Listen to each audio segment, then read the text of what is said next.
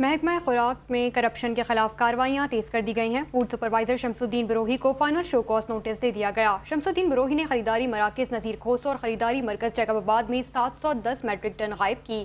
ان سے 7 روز میں وضاحت طلب کر لی گئی ہے۔ اس بارے میں مزید تفصیلات جانیں گے نمائندہ 5 نیوز شکیل نائٹ سے۔ شکیل، اپڈیٹ کیجیے گا۔ جی دیکھیں، محکمہ خوراک میں کرپشن کے خلاف کارروائیاں ابھی تیز کر دی گئی ہیں۔ اس سلسلے میں فوڈ سپروائزر شمس الدین بروہی کو فائنل شو کاز نوٹس دے دیا گیا ہے۔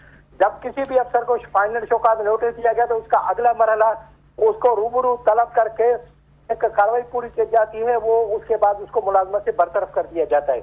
شمس الدین بروہی نے خریداری مرکز نذیر کھوسو اور خریداری مرکز جیکب آباد میں 710 میٹرک ٹن گندم انہوں نے جو ہے وہ وہاں پر غائب کر دی، اور جس میں ان سے کہا گیا کہ 7 روز کے اندر آپ وضاحت کریں، ورنہ 7 روز کے اندر آپ کو اگر اطمینان بخش جواب نہ دے سکے تو آپ کو ملازمت سے برطرف کر دیا جائے گا، جو END رول 1973 کے مطابق ان کی برطرفی ہوگی۔ جی، تفصیلات کے لیے شکریہ شکیل۔